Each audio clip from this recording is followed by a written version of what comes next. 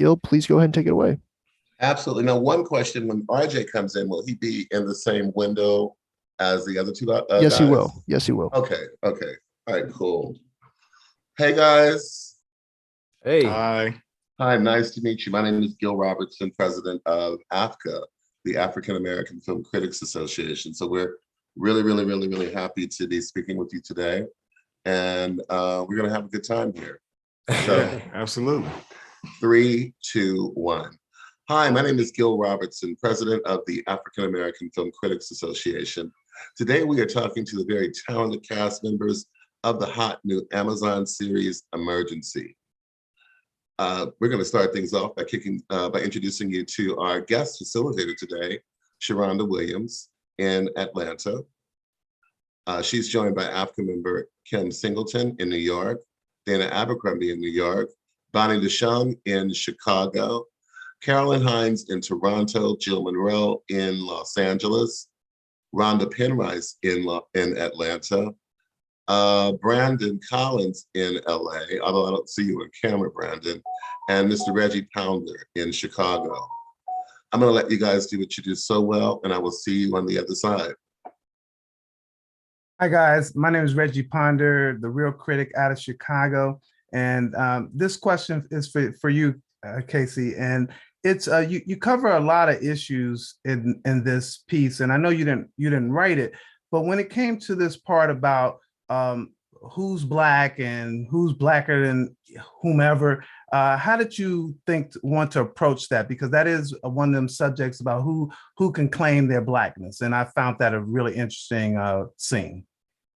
Yeah, I mean, I approached that from, I like the idea that there is variation of worldviews within our community. And I love the fact that we could point that out, and, Kunle being from a different background and not having had the talk per se that Sean has had and that experience he has, he doesn't see things that, the same way that Sean does, which is beautiful, because that's a part of their friendship, especially of this night, that is kind of pulling them apart, how they don't have that same symbiotic, thought of how to handle the situation.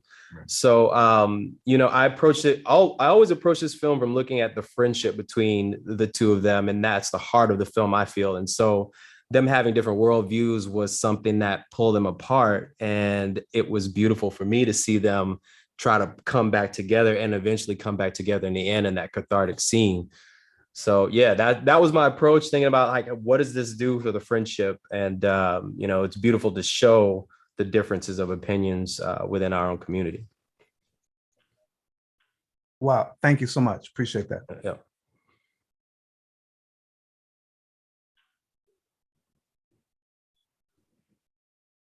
Hi, everyone. Thank you for joining us today. My name is Carolyn Hines for the Here's What Happened and Carolyn Talks podcast.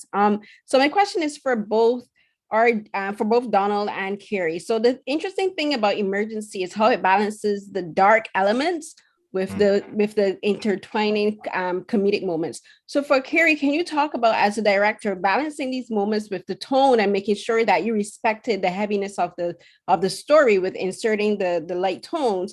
And for you, Donald, just like as an actor, being in the scenes where like you have to shift tones sometimes very suddenly, how did you as an actor like balance that and move through the scenes to make sure that you stayed in character, but also that you took care of yourself mentally?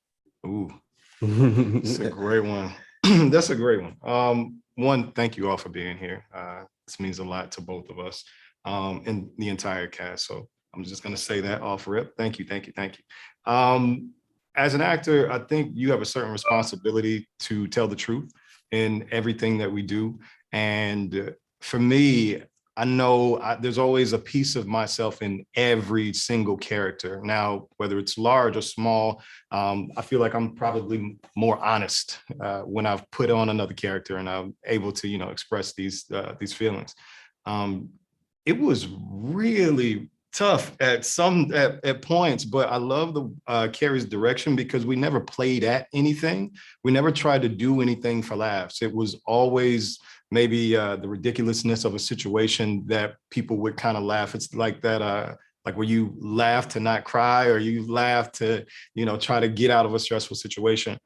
So we really just kind of played with the truth all the time. And the crew was amazing. Anytime the casting crew were just phenomenal. So if there were times where things got kind of heavy and you needed a minute, I mean, there was always a hand. Carey was always right there. Hey man, you good? You all right? Yeah, I'm all right. But then he also knows when to push a little bit. Like, no, he's okay. He's fine. Hey, you can go more. And that's because I'm trying to be like real sensitive about this, but without telling too much, I don't know, what's kind of saying, but you just say spoiler. No spoilers here, but there are people who have been in these situations and we all know their names. And there are people who've been in these situations and we don't know their names, and they weren't as fortunate as we are, and this will continue to happen. So we had to approach that with honesty and, just come at it with just a lot of realness. So from an actor standpoint, that's how I felt. I'm rambling, so I apologize. No, everything you're saying, I totally agree with. And thank you for what you're saying about, my direction. That's important to me, and I appreciate that. For me, my North Star in this project was always the friendship again. And, Donald, RJ, Sebastian, everybody, it brought such a beautiful groundedness to their roles. And especially with, Sean and Kunle, so Donald and RJ, they kept it grounded and like they didn't play it for laughs. A lot of the humor comes from how they are reacting to each other.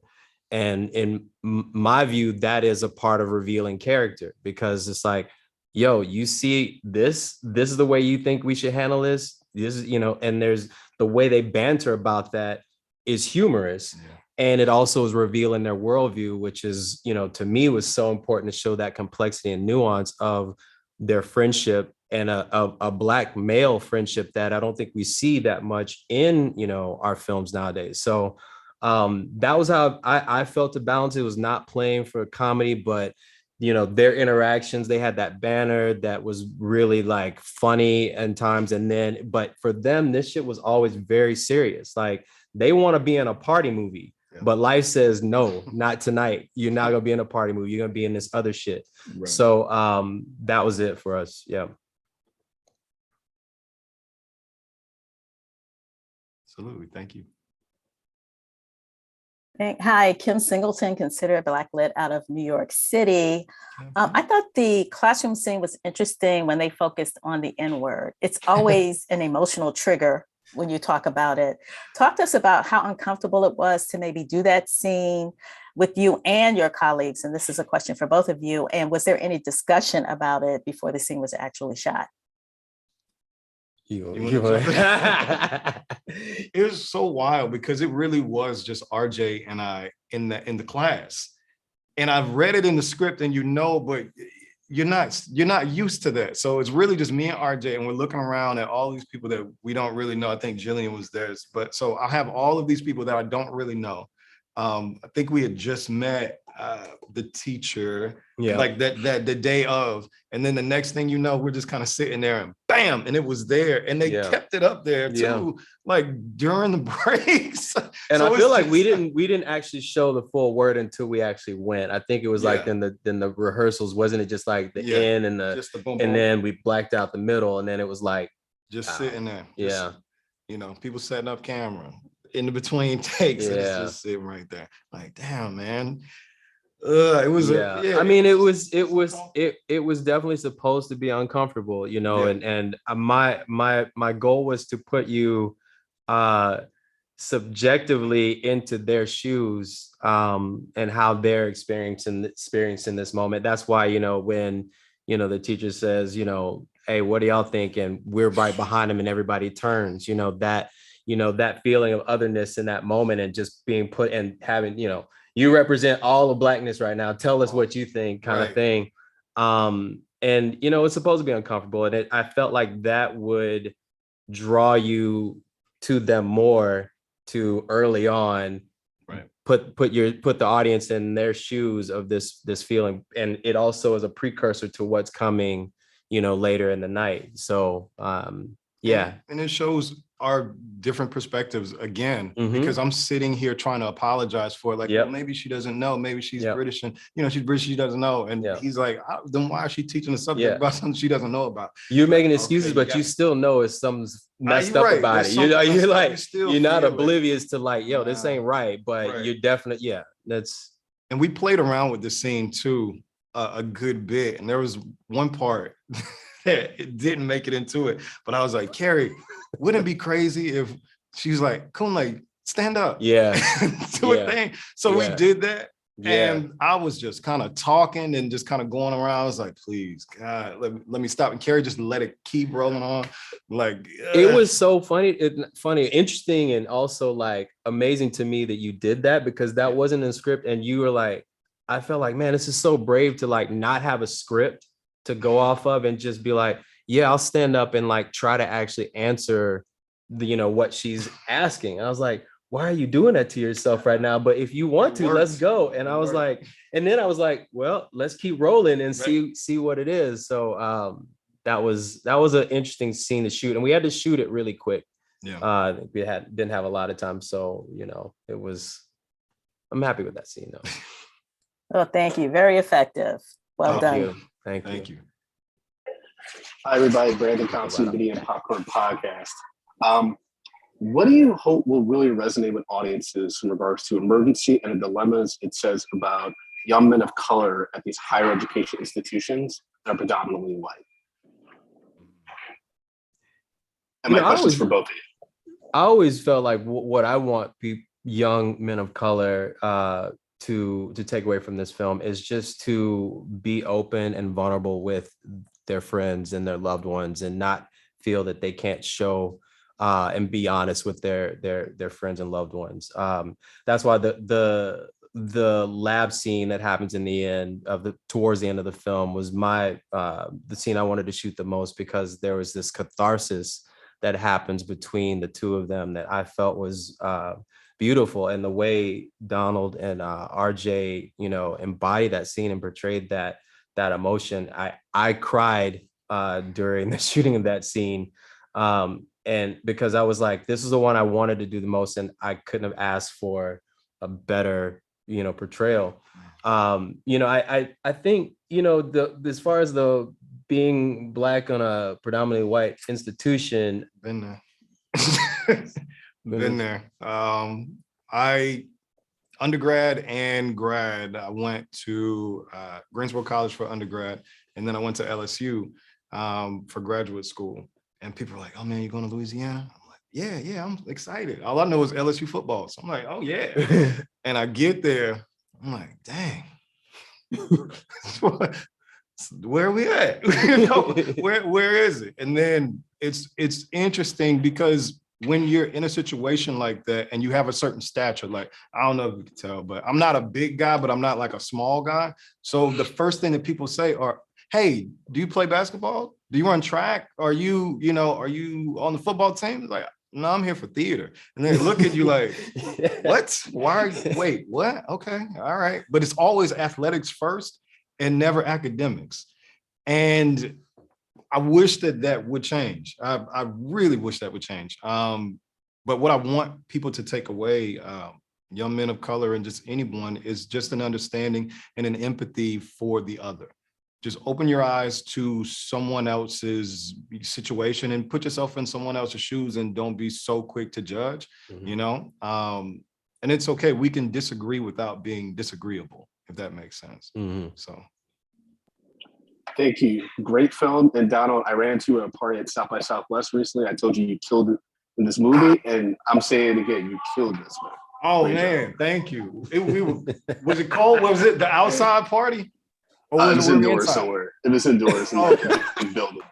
Man, I apologize about that. We had a lot of fun at South. Yeah, we did. Yeah. Hi, I'm Bonnie DeShong, Bonnie's Eye to the Sky in Chicago. I laughed, I cried, it became a part of me. What I found interesting, though, is the dynamics of, we always say men of color and this, that, and the other, and the dynamics between the friendship and the relationship between Hispanic, Black, and even white because you showed, Carey, that there still is a difference between the Black and the brown in the way you had it reacted on how they were perceived, even in the film. When the police took it out, he went to the ground, they went to the side with their hands up. What I want to know is, what was the feeling of the white people and the brown people, not as actors, but how were their feelings with the story and how it was portrayed for them to act? Did that make sense? Like, for instance, in the scene with nigga, you had the white actors acting, but how did the white actors feel? How did the white people feel about that scene? That's a good question. I don't know. I wish we were here right now to answer that. I mean, I didn't talk to them about it. So I'm not sure how they felt. I mean, my focus was really on, Sean and Kunle and how they're reacting to it in the teacher scene. I feel like in the scene where they're on the curb, there's a feeling of a little bit of sort of recognition of they're different, and it's in varying levels. Carlos being a person of color but not being there, I think he's realizing, like, yeah, I do have there's a difference in me. There's a colorism that, I'm lighter skin, so maybe that's why I don't get treated that way or whatever. I think Maddie has a bit of a slight recognition of, like, man, that's messed up. All this is maybe my fault. So there's varying degrees of just how they're feeling about it. But it really, honestly, my hyper focus was on how Kunle felt about it and that loss of innocence that he experienced, seeing them over there and him, having been treated the way he was and on the ground. So it was a good question to ask. And I feel like I didn't really think so much about how are they feeling. It was more like, how's our character, our protagonist, feeling in that moment? Yeah, and it's way too close to home as well. I think recently, it was like a couple of weeks ago, maybe like a month ago, it was like these teens that got in a fight at the mall, and there was a Black kid and a white kid, and then the security guards came, and did you hear about that? And they took the Black kid and threw him on the ground and handcuffed him, and they sat the white kid on the chair and just like, hey, it's all right. And he didn't start it. It was one of those things. So when I saw that, it took me immediately back to this and being like on the ground, and I could see them underneath the car. I could see, Sebastian and everyone. And there's also another little, like a little nod to it. Once that's over, Madison and Diego, like, they gave them that little thing, and me and Sebastian are just sitting there in the cold. And then she tries to hand it to me, and it's like, nah, I'm all right. It's just like, once again, just kind of showing that that we are different. But I don't know how that changes. I really don't. When I'm gonna say something I've said before. I cannot overstate what it feels like to walk around when your skin is viewed as a weapon.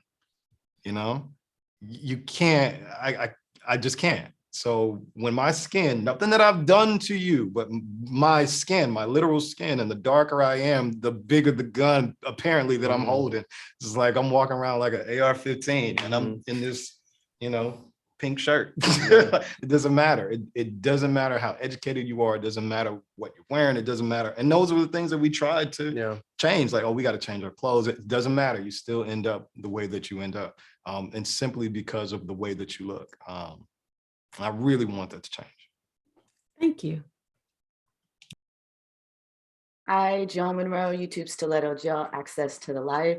So What I want to ask you both sort of is about coming together when you first saw the script, and got involved with the project, because I feel that as a culture, we Black people kind of take our pain and turn it into laughs, and that's how we have always gotten through things. So did you approach this as a dark comedy or as a drama with some like comedic elements that come in? I know you mentioned earlier that you didn't play it for laughs, but what was the thought process and what was your thoughts when you first got on board? For me as a director, I always, did you have something else you were going to ask? For both of you, if I hadn't said. Oh, okay. I mean, I'll just say quickly, for me as a director, I always saw this as a love story, you know, simple and plain between Sean and Kunle.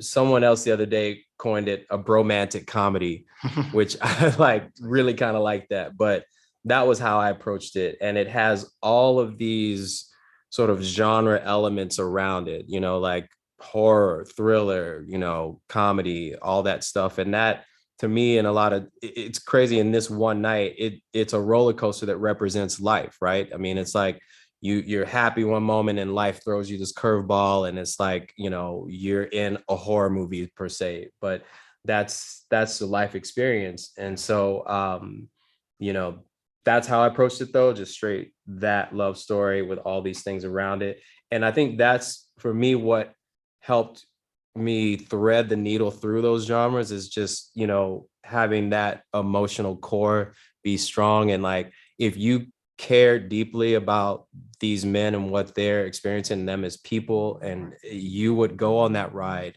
with them through all these different turns, and it would feel cohesive because you're with them and you're experiencing this stuff that they're experiencing. You really care about them. Yeah. For me, it was just heartbreaking, honestly. I don't think I can recall seeing a loss of innocence at that old an age. I'm pretty sure we could go around and say, hey, do you remember your first like racial experience? And it wasn't in a senior in like college. So I think mine was 4th grade. You know, it happens right off the bat when you realize like, oh wait, I'm Black. Like, wait, I'm Black in everything I do. It doesn't matter what it is. I'm Black in everything. So yeah, there were many comedic moments, but it was heartbreaking to me because it's like the interruption of Black boy joy, and we never get to see Black boy joy like that. And then it just off the bat, we don't get a chance to, you know, to go with that. So when I was reading it in the beginning, I was just like, dang. And I've already read it through and I'm still like on the edge of my seat, like, oh no, please make it, you know, please. Like, I want this so badly for them. But what were you about to say, Carey? No, I was just gonna say, like, we definitely get to see that Black Boy Joy in the Legendary Tour. We give that. Yeah. Even though, you know, it's gonna go that, but it's like, that was important to show that the promise of the night that they were gonna have. Yeah. You know, and y'all had a lot of fun doing that. Little snippets, right? And it was we shot this, like, we're shooting like all around. So the last things that we shot were those scenes. And I swear I'm so glad that we did. I'm so glad that we ended out on like those party notes. Yeah. Thank you. Thank you. Hi, LV Taylor from We Live Entertainment. So I know that Emergency started as a short film, but what was it about this story that made you think, oh, there's more that needs to be said here? Like, this is much broader, much deeper. This needs to be a feature. Absolutely. So when I made the short, it was about a situation, right, that they're trying to figure out what to do, and the absurdity of having to figure it out, like, instead of just being able to call 911. But when we talked about the feature, I always felt at the end of the short, where does this friendship between Sean and Kunle go after this point? What is this friendship going to look like in 6 months? Because they've revealed to each other some differences of worldviews that really might have put a wedge in that friendship. So when we thought about making the feature, I was extremely excited about exploring the complexity and the nuance of that friendship.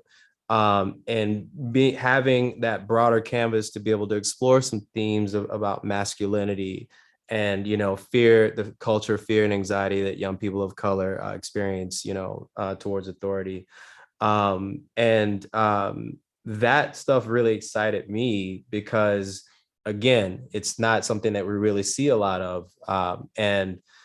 We, you know, it was just very important for me to realize their lives more and show where they were, how they could be pulled apart by this thing that has nothing to do with them at all. They're just, this thing is thrust upon them. But in some ways, that friendship might actually be better for this because they said some things to each other that may have needed to be said. They had this catharsis that they came together and told each other that they loved each other and had this embrace, and they probably will be better going forward because of that. So it's kind of a bittersweet thing that happened, but that's life, you know, like sometimes it's like, you know, you need something very tragic to happen sometimes, especially like with men that may be macho or whatever. Like you might need something tragic to happen before you will actually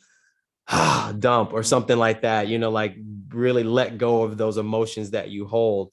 And this is kind of a version of that in a way. So yeah, that to me was very, very much a exciting prospect and was something I wanted to explore more in this bigger version.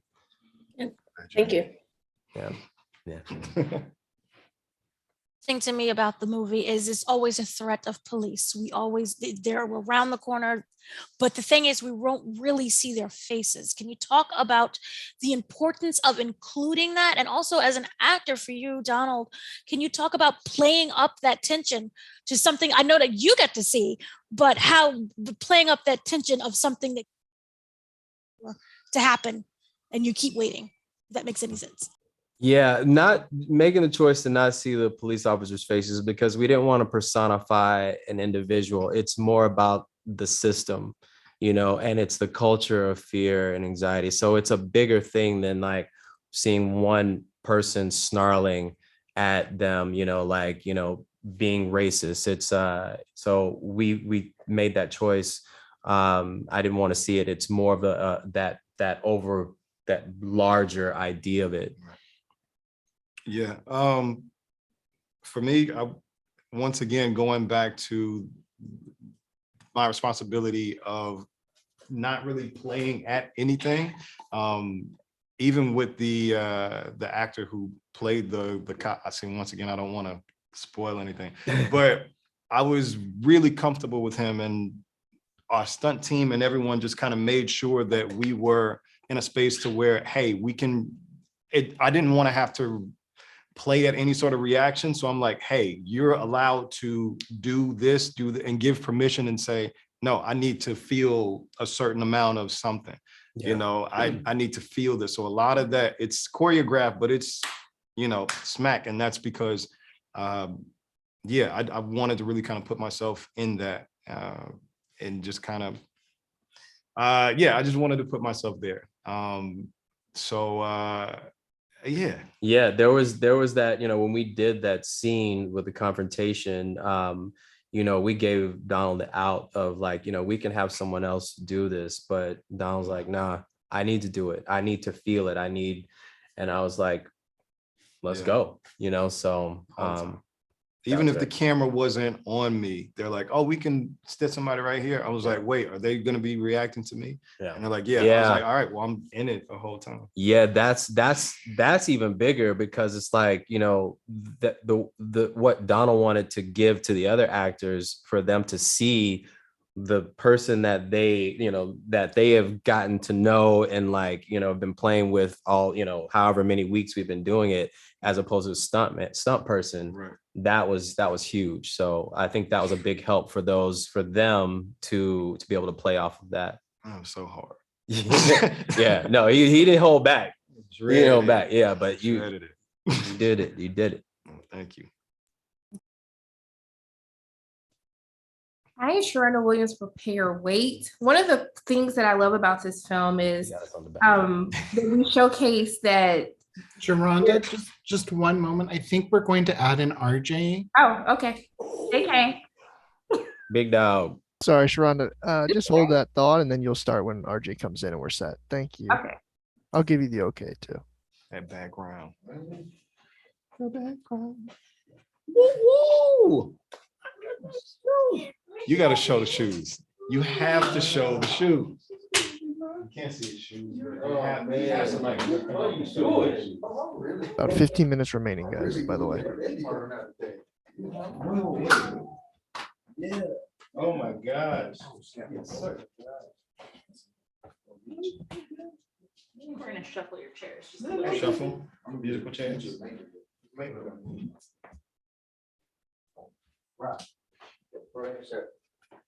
We're going back to where it was like this. Yeah. Okay. Oh, thank you. Yeah. Boom, good. They might not get red bottoms.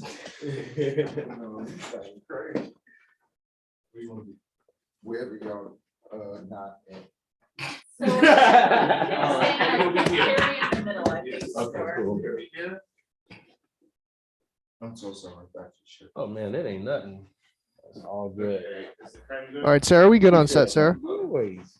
What's up? You look good, boy. Okay, yeah, all good. Take your time. Just give me the okay when we're good. This is all my stress in one. You know. So I still just trusting my little friend here.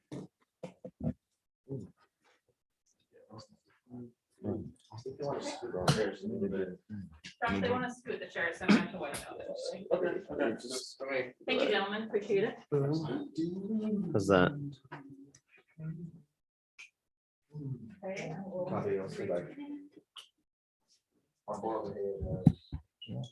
They blocked off the little cane.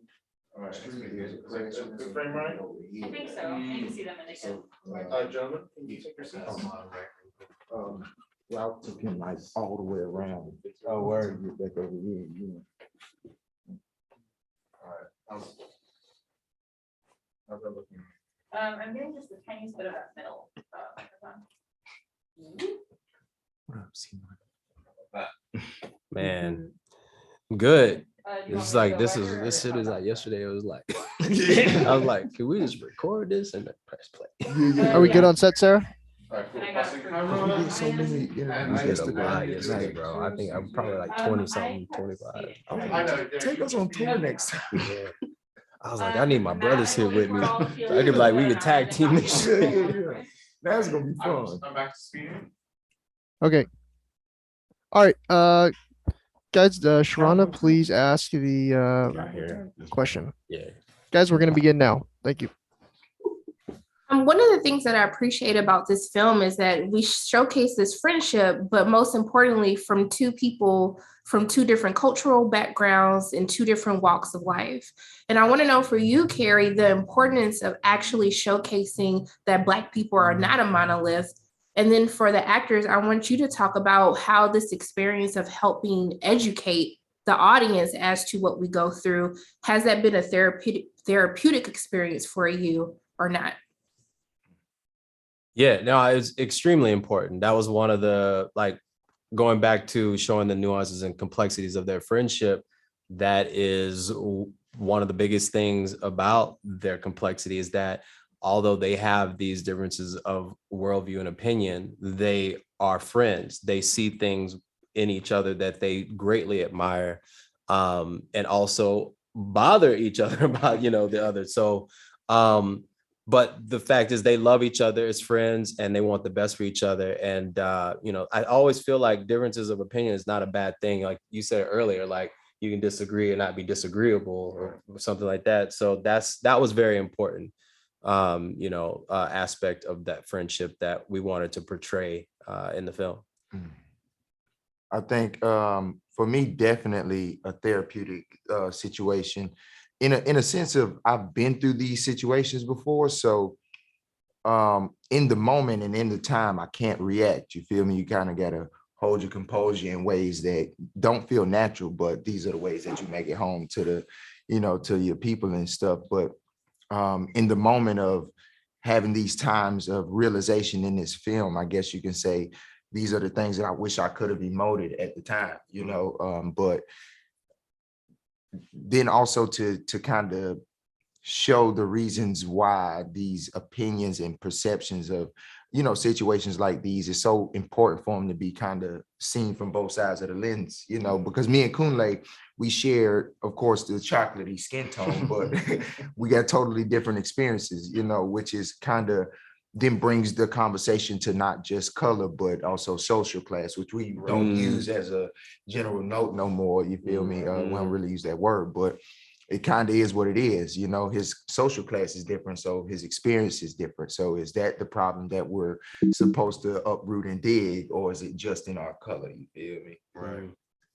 And I guess for me, it's more about, well, not more about, but the thing that I found interesting are the conversations that are coming out of it. And I'm really excited for it to be out widespread and see how everyone reacts to this.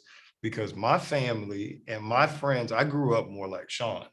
So it was nice to be able to get over in this side. And, you know, like Kunle says, you know, I'm so sorry that my childhood was happy, you know, and we had this, when we first started, we talked about this notion of like free Black children. Like, what does it look like for a Black kid to not have to have the pressure of X, Y, or Z?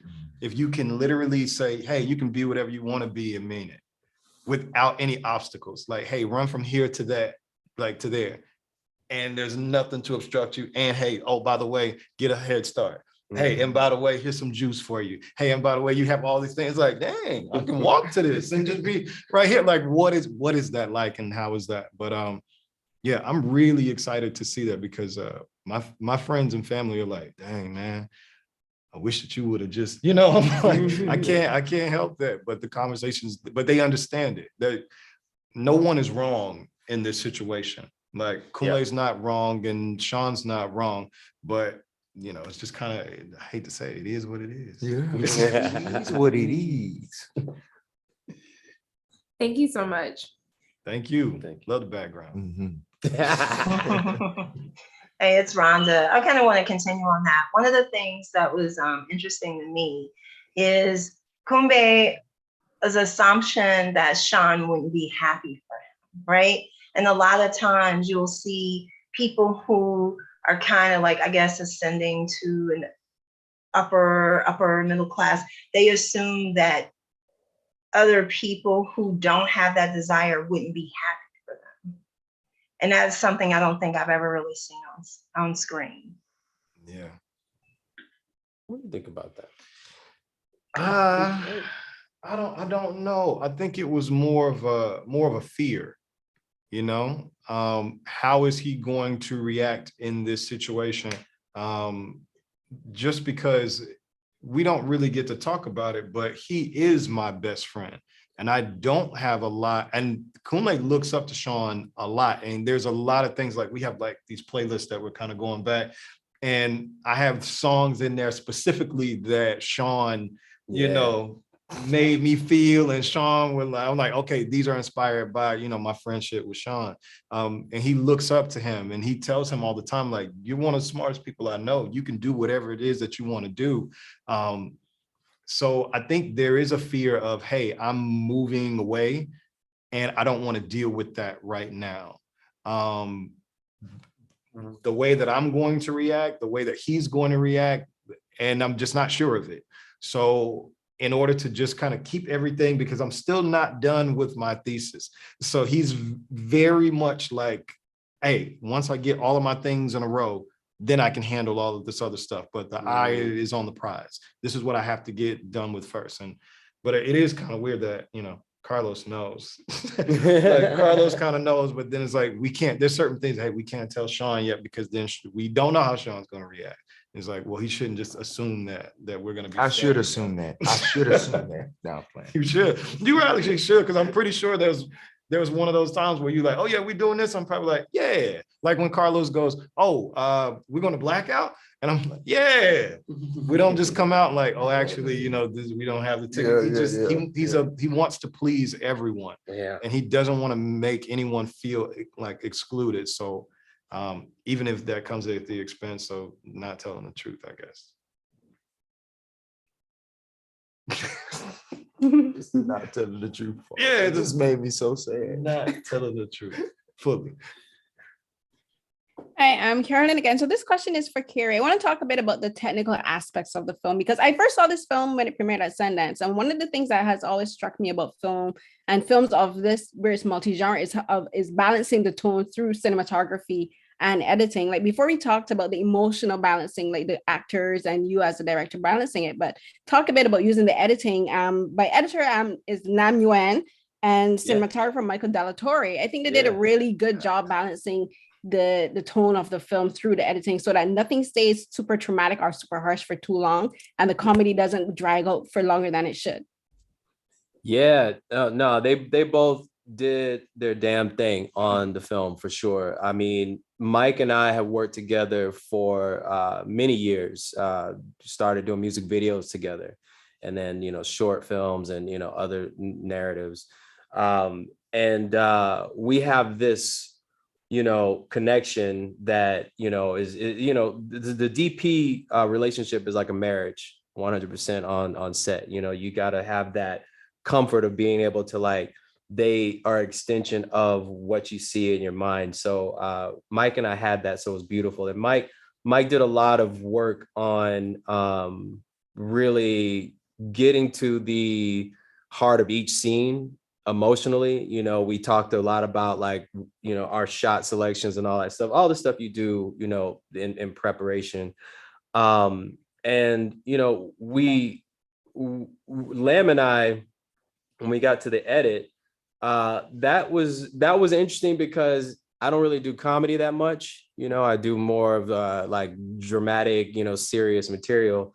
And it was definitely a lot of trial and error of getting it just right, not staying in the scene too long, figuring out what works, what reaction shots work. What was beautiful is like we had the performances were there. It was just a matter of like shading it just right, creating that right rhythm. Like there's some sequences that Lamb created in the film that give you that breath when you need it, like just some sort of transitional sequences that I think, it's all about rhythm, no matter what you're doing with the art, right? It's just that rhythm. Like that's like music is like my main, like is such an inspiration for me. And I feel like the edit needs to have a rhythm like music, you know what I mean? And that goes to life in general too.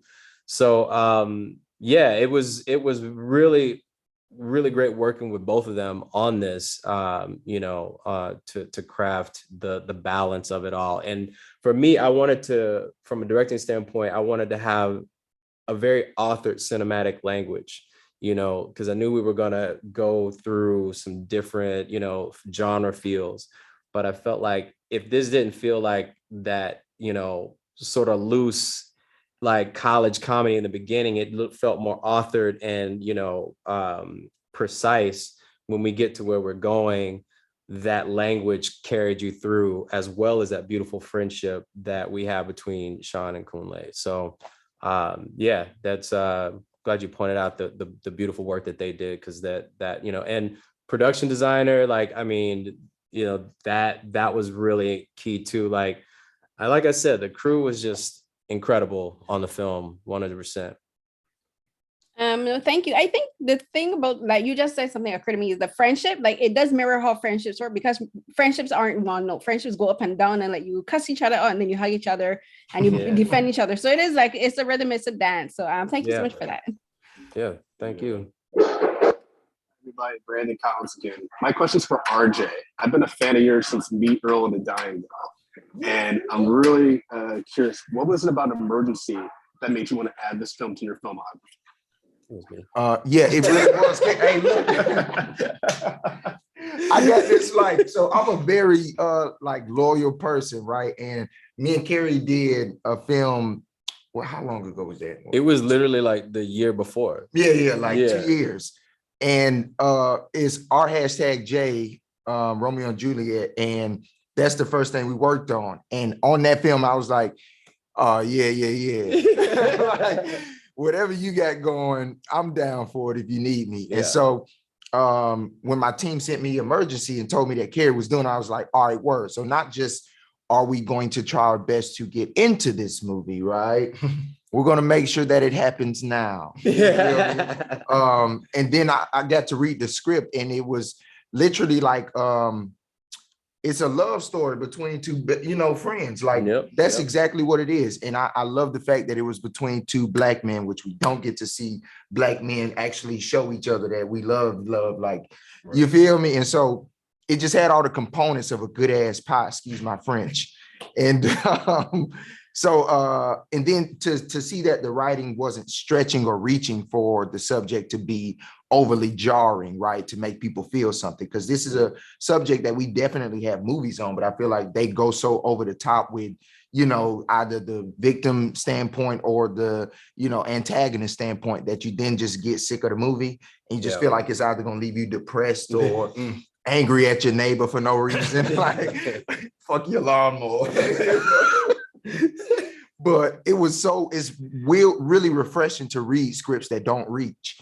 You feel me? And so that's my thing. I believe in the purity of finding the real stuff and then making that into what we see as the spectacle, rather than just making a spectacle, which is the way that Carey directs in general. He finds the human being to be it. That's all you need. You don't need the extra booms and bams. Like, he'll do the rest of it with how he shoots, but the script itself, that it just was that refreshing to not have a subject matter that I definitely lived through and had still have traumatic experiences with, but not feel like I have to revisit that space constantly. It's like I can breathe some, damn it. Yeah.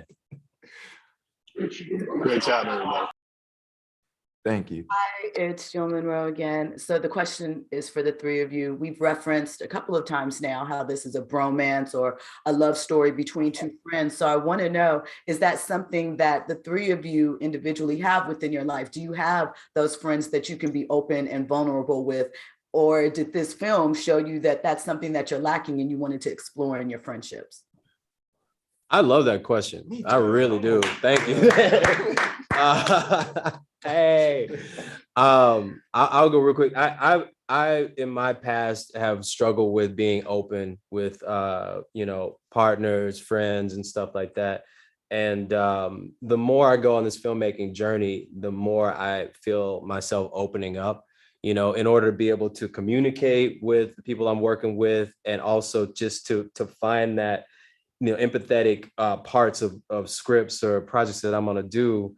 That wall that I used to have, I feel it coming down more and more, and I'm grateful for that in so many ways. So I feel like I have it more so now in my life personally, and it comes through these projects that I do, and like also seeing people around me do that, because I was definitely I was an only child, and I kept to myself watching movies, hence why I'm doing this shit now.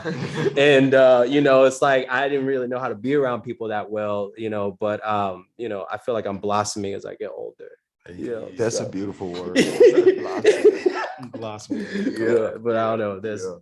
What else? Yeah, I definitely have them. Absolutely. And I think I realized early on that this is something special. My mom and dad always told me, because I'm like, I got all these friends at school. My mom was like, you got like 4 friends. And when the older you get, if you can keep those 4 friends as old, like, throughout your life, then you'll be doing something well. And that's really, I'm thinking of like the men.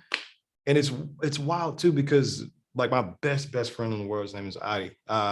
Shofalui, who is why, like, he's an orthopedic surgeon in Atlanta, and kind of what I based Kunle off of a little bit. Nice. So I was asking him mad questions, and he's just like, I don't know, man. This is like, no, but like, I need to get this from you. But my best friend in the world, we feel like God never lets us get too far ahead of each other, which is nice, so that we're still relatable to one another. I'm just really fortunate for that. That I have other relationships like that, but that one has been since 7th grade, so absolutely. That's beautiful to have that. Yeah, it really is. I definitely got a lot of friends in general, right? Just because where I'm from, like we lose a lot of people. So a lot of people that I used to, go to school with and such, like my bus right now, I used to ride a bus 224, right? And only, only like 10% of us are still, alive and such, you feel me? So I had to learn how to kind of appreciate friends more, right? With also, as Carey said, breaking down that, barrier of, all right, I can actually tell my friends how I feel. You feel me? I don't ever like to let none of my boys feel like they not loved or don't got nobody. You feel me? Because I know on a day-to-day basis, that's not what they walk out to. So I have that with everybody. Even when I got to first meet Donald, right? And we kind of told each other we got each other's back when it came to the film. It's like, all right, word, look, whatever you need, bro. Like, I got you, you know what I'm saying? And whatever, Don needed in the same way, I knew that I could provide that for him. Like when we shot the lab scene, it kind of all paid off. You feel me? Because in the rehearsal, I was willing to be as vulnerable as I needed to be. You feel me? I didn't mind crying, snotting, a little bit of sweating. It happens when you get emotional. And so, those things definitely just paid off. And I feel like my papa in general, he used to be a hard, like, first time I heard my daddy say, I love you, I really thought something was wrong. Like me and my brothers all hit each other like, yo, we probably need to check, tap in, talk, It was just like, nah, he broke it down. It was like, I ain't never said it to y'all like y'all deserve to, you know what I'm saying? And so that was my first example of how important it is for a man to hear that from another man and genuine, energy and shit. So yeah, my boys are practically all of them, Azizi, Broderick, Matthew, Steven, like, yeah, they know what's up. Amazing. Thank you guys so much. Thank you. Hi guys, it's Reggie Ponder again. Casey, so we just got through talking about a man could tell a man something. This is not a criticism, it's a question. Is that I love this whole idea about the bromance. What I was curious about is that Summer's character seemed to be kind of a throwaway. So when we look at sisters in this piece, how did you look at that? How did you see that? Because you were focused on the bromance, it really didn't matter. Because I think you did what you sought out to do. I was just curious as sisters in this film. You said Summer's character, Asa? Asa, yeah. Maybe not Summer. The girlfriend. Yeah, Asa. Yeah, Asa, yeah. Yeah, I mean, she's extremely important to Sean. Like Sean is really wanting to get back with her. But I mean, from what perspective are you? So just their communication?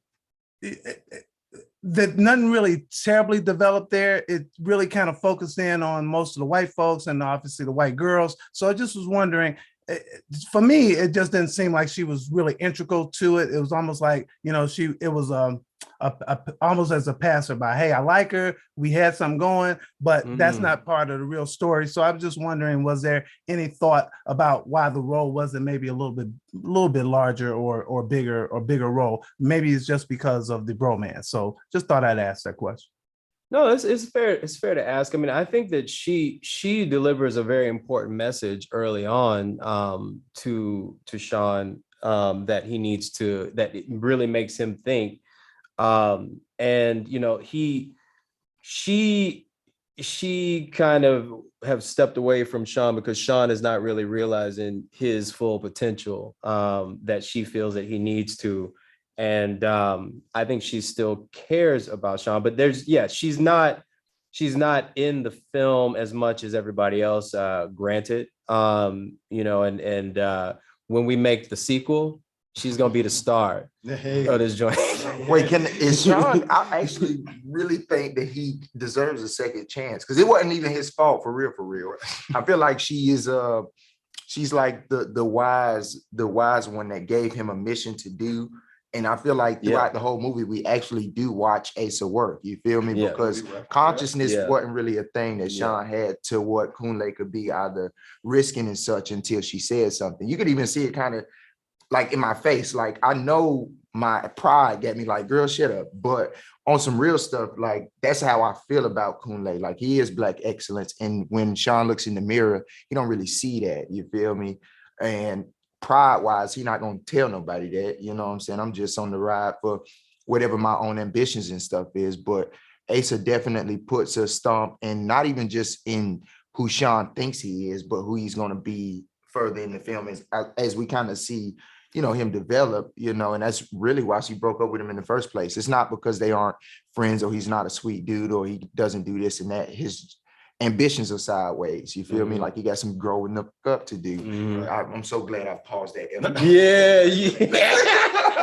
It's also really sweet to see because we reference her throughout the movie. When we're looking for, okay, who can we call? Asa knows us. And you say, nah, she's a Black queen. It's almost like, you know, the fairy in the movie that you see, but that's the one that they're trying to get throughout the whole thing. It's like even at the party, when it came to her being there, right? The way she was presented was on the goddess level. So it's like she's so fucking untouchable. And right now I'm trying to do what I need to do to probably get to her grace again. I'll be feeling like that's why I made the song. You think like that's why you were so hell bent on getting to Underground because she was gonna be there? Bro, it's like, bro, I'm not gonna lie. I'm gonna leave all y'all because I'm getting to this party. I feel like it was when it came to Kunle just deciding to still help, right?